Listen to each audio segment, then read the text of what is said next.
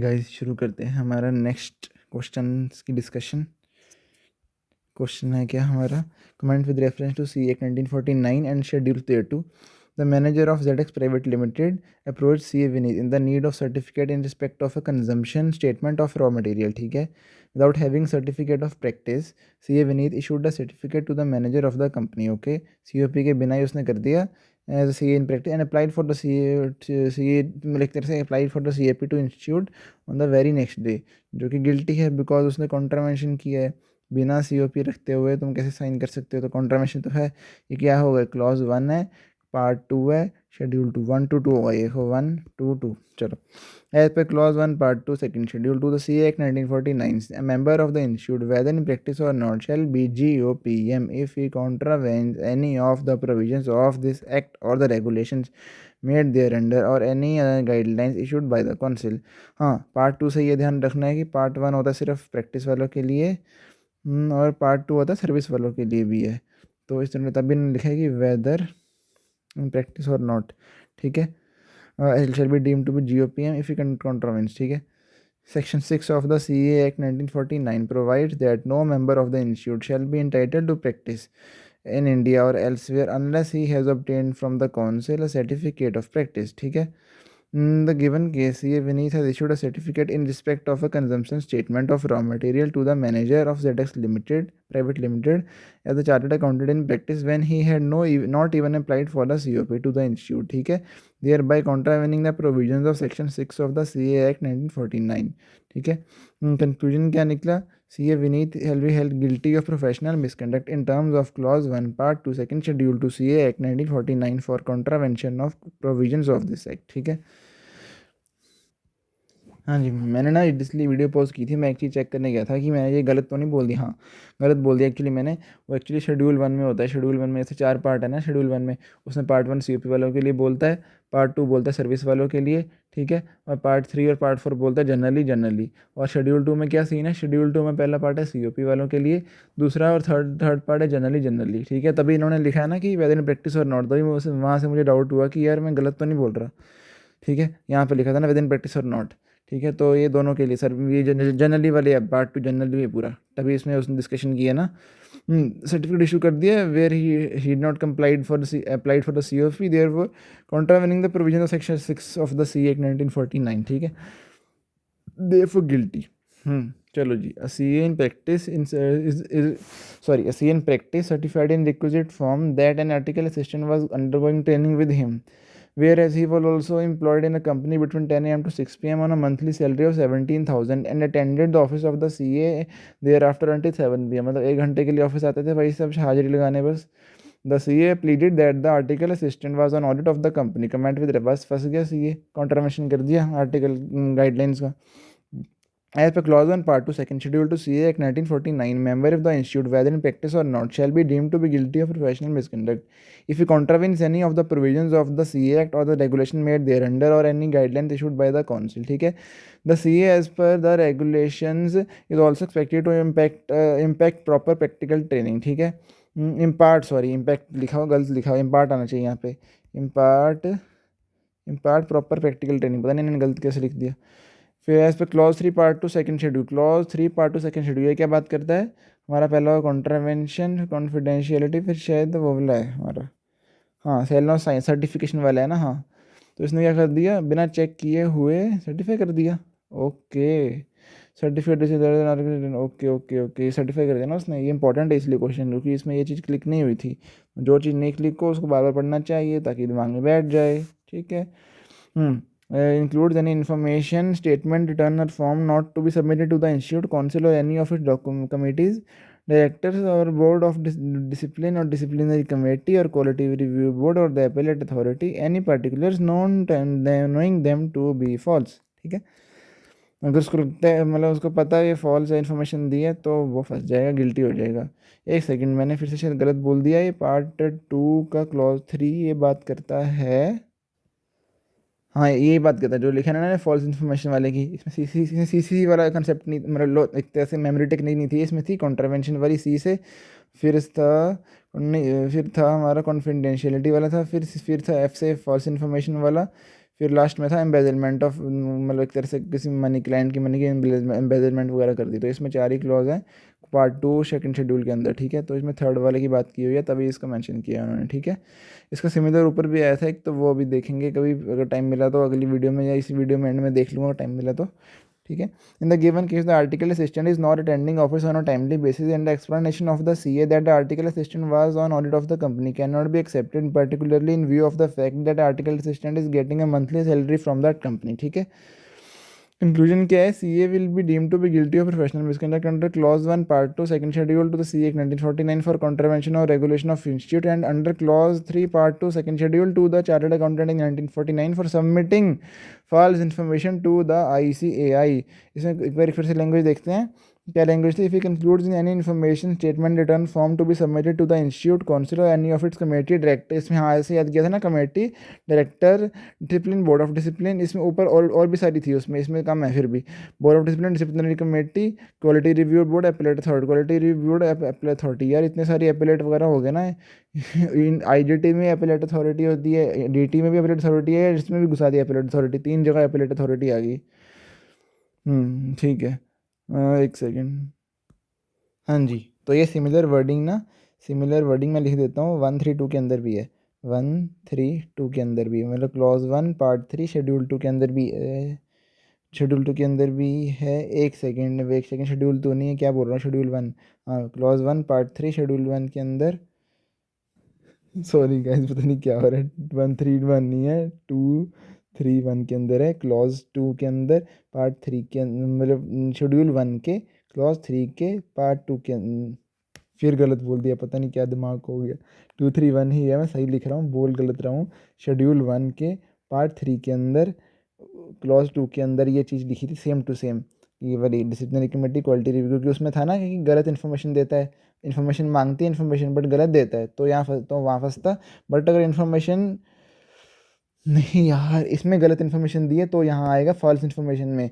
और अगर इन्फॉर्मेशन जो मांगी वो दी नहीं, मतलब उसमें था ना कि इन्फॉर्मेशन चुपचाप दे देने का, अगर इन्फॉर्मेशन दी ही नहीं है, कोई फॉर्म वगैरह भरना था भरा ही नहीं है, तो उसमें जाता है वो शेड्यूल, मतलब इसमें जाता है शेड्यूल 1 पार्ट 3 क्लॉज 2 के अंदर, नहीं तो इसमें आएगा 321 के अंदर आएगा, उसमें 231 में जाएगा। अगर इन्फॉर्मेशन दी नहीं है और गलत गलत इन्फॉर्मेशन दी है तो 321 के अंदर आएगा, 321 नहीं 322 के अंदर आएगा, 322 हुआ ना, 322, इसको पेन दूसरा लेता हूँ मैं, 322 के अंदर आएगा ना, 322 के अंदर, ठीक है। इसको ऐसे समरी बना के रखो, जो मैंने बीच में गलत बोला उसको इग्नोर कर दो, सही वाला यही है कि अगर इन्फॉर्मेशन जो मांगी है वो नहीं दी है तो यहाँ आ जाएगा 231 के अंदर, और अगर इन्फॉर्मेशन जो मांगी है वो गलत दी है, उसको मतलब ठीक है सही से दी ही नहीं है उसने, गलत इन्फॉर्मेशन दी है, तो 322 के अंदर जाएगा, ठीक है। नेक्स्ट क्वेश्चन करते हैं, CA से chartered accountant in practice, he as an article assistant X has informed us that since his practice and receipt of his fees is seasonal, stipend would not be paid in the months of April to December but would be paid from Jan to March, and the shortfall for the early 9 months will be made in good in these 3 months along with interest and 5% interest कम है, कम से कम 500% interest देना चाहिए stipend के ऊपर, 10,000 का stipend उसे 500% interest मिलना चाहिए, जो ये तो कितना कम स्टाइपेंड है उस पर देते कुछ नहीं है। चलो, एज पर clause 1 part 2 second schedule to 122 to C 1949 member of institute whether in practice और नॉट, ये लाइन लिखनी जरूरी है, वेदर इन प्रैक्टिस और नॉट, इसको मैं भी मार्क कर लेता हूँ, वेदर इन प्रैक्टिस और not shall be deemed to be guilty of GOPM if he contravenes any of the provisions of this act or the regulation made thereunder or any guidelines issued by the council। जिन्होंने GOPM नहीं पता क्या है, ये मेरी short form, मतलब मैं use करता हूँ GOPM, guilty of professional misconduct, ठीक है। और गिल्टी ऑफ अदर मिसकंडक्ट में GOOM बोलता हूँ। मेरे पुराने वाले इस प्लेलिस्ट के वीडियोस को देखी और तभी यहाँ पे पहुँची है, नहीं तो बीच में से देखने का ज़्यादा फ़ायदा नहीं होगा, ठीक है। रेगुलेशन 48 बात करता है, require that payment to article clerk be made on a monthly basis, जो मुझे मिलती थी पर अब नहीं मिलती। In the present case, CA has failed to make the payments of stipend to article assistant every month in accordance with regulation 48, ठीक है। The fact that the article assistant will be compensated with extra sum in the form of interest on the late payment when the plea that his receipts are seasonal is of no relevance and hence not acceptable, therefore guilty, and the regulation 48 उसने follow नहीं की है, violet कर दी है, therefore guilty under this clause, ठीक है। चलो जी, चलते हैं comment with reference to CA act 1949 and schedule thereto. Mr. P and Q are running a firm of chartered accountant in the name of PQ and Company on 23/5/23. They include the name of Mr. R, a practicing chartered accountant without his knowledge. Okay, उसको बना बताई as a partner while submitting an application for implement as auditor for branches of a public sector bank to the institute. However, they added Mr. R as partner to the firm, offering a share of 25% of profits on 25/5/23. मतलब 2 दिन पहले भाई का नाम दे दिया और भाई को 2 दिन बाद एंटर ले रहे हो, भाई गिल्टी पाए जाओगे तुम तो, बिल्कुल गलत इन्फॉर्मेशन दे रहे हो तुम।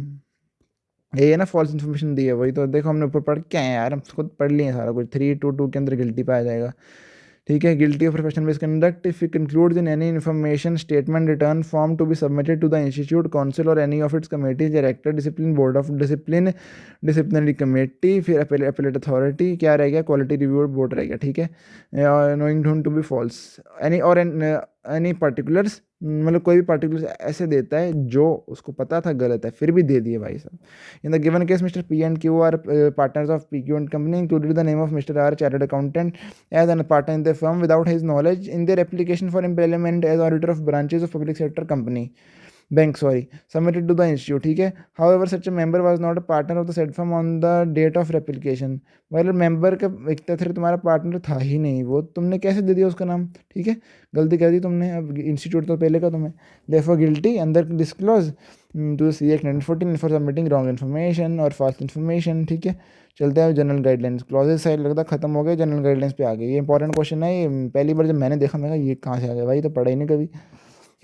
C. Elegant is in practice for 2 years and run his proprietorship firm in the name of Elegant and Company. He maintains notes in his mobile in which he writes the fees received from various clients. Based on his record, he prepares and files his income tax return. भाई गलत कर दिया ना भाई, guidelines ने बोला हुआ है कि ये देखो, specifies that a member of the institute in practice or the firm of chartered accountant of which he is a partner shall maintain and keep in respect of its professional practice proper books of accounts including the following. सिर्फ practice वालों के लिए बोला है, because salary वाले ये थोड़ी करेंगे, सैलरी वाले पहले ही इतने 9 से 5 9 से 10 अपना इतनी भाई छिलवाते हैं अपनी, और उसके बाद ये भी करेंगे क्या।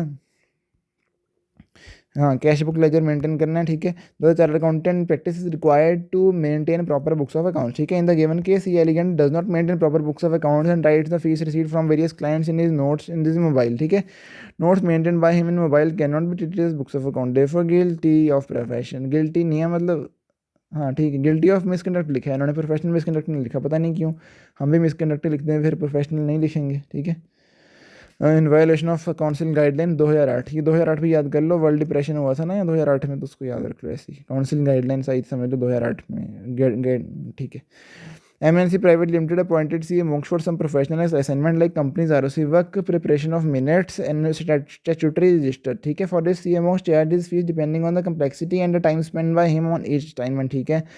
Later on, MNC Limited filed a complaint against CA, ठीक है, to the institute for that he has charged excessive fees for the assignments comparative to the scale of fees recommended by the company 80 as well as duly considered by the Council of ICI। देखो law ही कर दे, मतलब company फंसाना चाह रही है, ठीक है।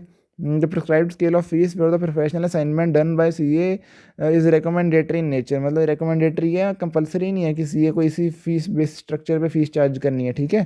Fees अपनी मर्जी से भी चार्ज कर सकता है, अगर ICI ने लिखे 5,000 तुम 5 लाख भी चार्ज कर सकते हो, डिपेंड करता है तुम्हारे स्किल लेवल पे, तुम कितने काबिल हो, तुम कितनी वैल्यूडेशन कर सकते हो, तुम उतना चार्ज कर सकते हो क्लाइंट से। क्लाइंट भी तुम्हें हंस के देगा अगर तुम अच्छी वैल्यूडेशन करके दे रहे हो, कई क्लाइंट तो रोते ही रहेंगे, ठीक है। Charge an excessive fees for the professional assignment does not constitute any misconduct in the context of provision of CA Act 1949 and regulation made there under, ठीक है। Since the matter of fixation of fees charge in individual cases depends upon the mutual agreement and understanding between the member and the client. In the given case, CA Monks has charged excess fees compared to the scale of fees recommended by committee as well as duly considered by the Council of ICI. In this context, it may be noted that the scale of fees is in the minimum prescribed scale of fees, ठीक है। Minimum इतनी लेनी ही ले, मतलब एक तरह से अगर इससे कम लेगा ना CA तो CA की वर्थ ही नहीं है कोई फिर, इसलिए ICI ने मिनिमम प्रेस्क्राइब की हुई है, ठीक है। CA Monks is not liable for misconduct under the Chartered Accountant Act 1949 and therefore the contention of MNC Limited is not tenable। MNC Limited तो पेलना चाह रही थी पर पेल नहीं पाई बिकॉज ICI ने बचा के रखा इतना तो CA को, ठीक है। Mister X chartered accountant in practice filed is income tax return for assessment year this under section 44 ADA, और उसने पता क्या प्ली ली थी कि उसके बुक्स ऑफ अकाउंट मेंटेन करने की कोई रिक्वायरमेंट नहीं है, इसलिए वो गिल्टी नहीं पाया जाएगा, ठीक है। declaring his income on presumptive basis. ठीक है, in a disciplinary proceeding against him for an alleged misuse of funds of his client, it was asked that he should submit his books of accounts for the financial year this. ठीक है, Mr. X refused to submit books of accounts on the ground that he had not maintained any books, and even for income tax purpose he submitted his return of income on a presumptive basis. ठीक है, he is he right, no he is not right, cash book ledger तो आपको maintain करना ही करना है, चाहे आप कुछ भी कर लो, चाहे आप 44AD बोलो, चाहे 44AD लो, कुछ भी लो, आपको बुक्स ऑफ अकाउंट और लेजर तो बुक्स ऑफ अकाउंट में कैश बुक और लेजर तो मेंटेन करना ही है। जो आपने कैश बुक छोटे होते बनाई है ना कि 11 12 CA इंटर एंड BCom में सब जगह बनाई है आपने, और ये सब इसलिए काम आएंगी। अरे नहीं, कैश बुक थोड़ी होती है, कैश फ्लो स्टेटमेंट होता है, कैश बुक और लेजर तो अलग चीज़ है, मैं कैश फ्लो में घुस गया था।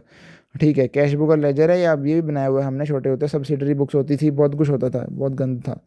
ठीक है, clause 1 part 2 second schedule C act 1949 number of institute whether in practice और not shall be deemed to GOPM if you contravenes any of the provisions of the act और the regulation made there under और any guidelines issued by the council. ठीक है, okay, important question है because इसमें क्लॉज का reference भी है और काउंसिल गाइडलाइन का रेफरेंस भी है। ठीक है, specifies that council guideline specifies that a member of the institute in practice और the firm of chartered accountants of which he is a partner shall maintain and keep in respect of its professional practice proper books of account including the following।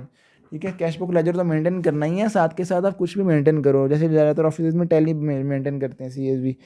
ठीक है, in the intention case Mr X chartered accountant in practice filed is income tax return under 44ADA declaring is income on presumptive basis. ठीक है, in disciplinary proceeding alleged against him for an alleged misuse of funds of client, it was asked that he should submit books of accounts।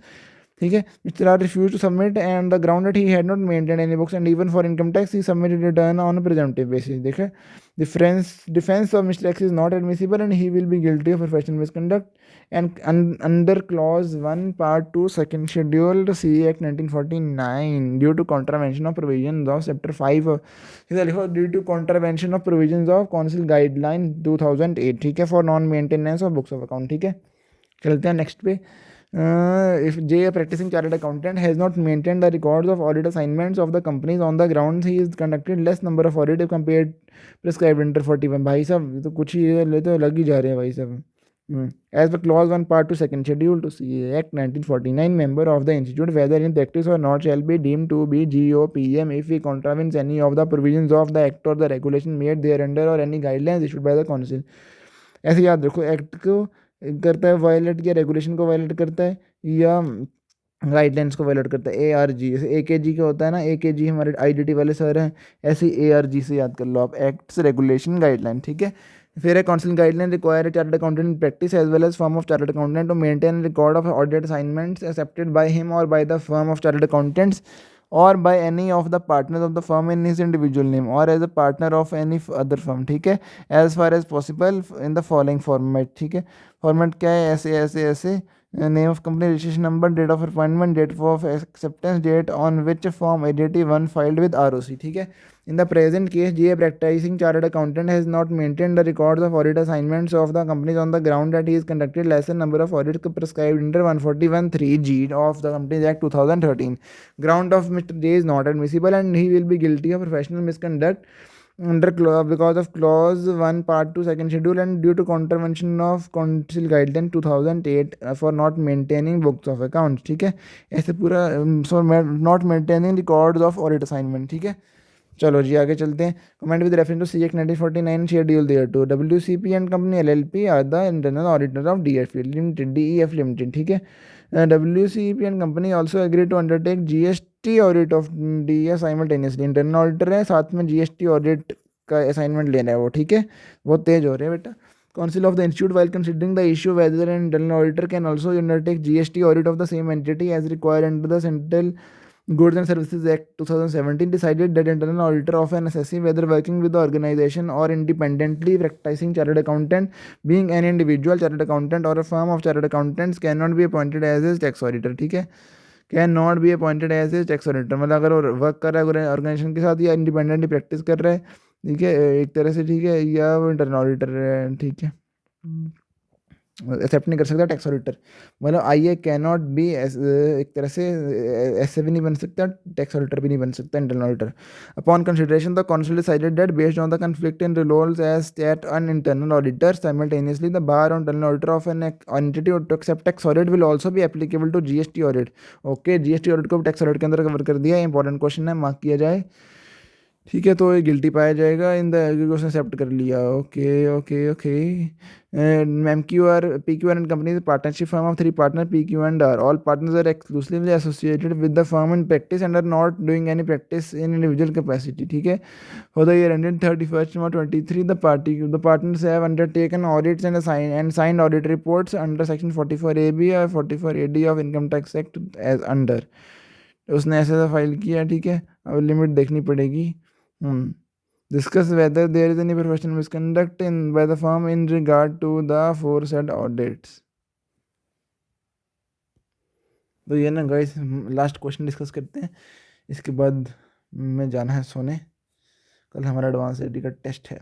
Okay guys, ये हमने question पढ़ लिया कि 3 partner है उनके, तो उनकी लिमिट वगैरह चेक करनी है। तो ये आंसर पढ़ते हैं फटाफट, देखते हैं कि टोटल लिमिट कितनी मिल सकती है। लिमिट वगैरह इतना याद है मुझे कि ये काउंट नहीं होती, जो 44AD वाली लिमिट है उसमें, मतलब एक तरह से 44AD वाले टैक्स ऑडिट जो होते हैं ना, वो काउंट नहीं होते, सिर्फ यही वाले काउंट होंगे। तो एक तरह से इसकी 60 की लिमिट है, इसकी 60 की लिमिट, 60 की लिमिट होती है, कितनी होती है मुझे भूल गया। पढ़ते हैं ना आंसर साथ साथ ही। Signing of tax audit report as पर क्लॉज, मतलब छोड़ो इसको, as per council guideline 2008 member of institute in practice shall not accept in a financial year more than the specified number of tax audit assignment under section 44AB of Income Tax Act 1961। ठीक है, in the case of a firm of CAs in practice the specified number of tax audit assignments shall be construed as the specified number of tax audit assignments for every partner of the firm। every partner के लिए देखा जाएगा। specified number of tax audit assignments in the case of firm of CAs in practice 60 tax audit, 60 है हाँ, per partner in the firm in a financial year whether in respect of corporate or non corporate assessees. ठीक है, तो इन्हें total कितनी होगी इनकी, इनकी 170 होगी, तो अभी 10 और ले सकते हैं, बिकॉज 6 3 18 हो गया ना, 180 ले सकते हैं, 10 और बचे इनकी लिमिट में। ठीक है, तो अंदर लिमिट ही है, तो प्रोफेशनल मिसकंडक्ट नहीं होगा। ठीक है, स्पेसिफाइड नंबर और टैक्स ऑडिट 60 होगा, ऑडिट कंडक्टेड अंडर 44AD, ये होगा प्रेजेंटिव वाला नहीं, मतलब हाँ ये वो होता है ना, ये प्रोफेशंस वाला होता है शायद, नहीं वो 44AD होता है, यही प्रेजेंटिव है, हाँ ये वो ये प्रेजेंटिव वाला, ये कम करके था। तो और 40 ट्रक वाला हो गया, ये वाला मुझे याद नहीं किया था, बट हाँ इनके केस में है तो shall not be taken into account for the purpose of reckoning the specified number of tax audit assignment। ठीक है, it is further clarified by council of ICA that tax audit report accepted by the firm of chartered accountants can be signed by any partner on the behalf of the firm। ठीक है, कोई भी partner sign कर सकता है 180 के 180 tax audit, अगर उसका मन है तो, बाकी मान जाते हैं तो। ठीक है, in the present case there are 3 parties in the firm and hence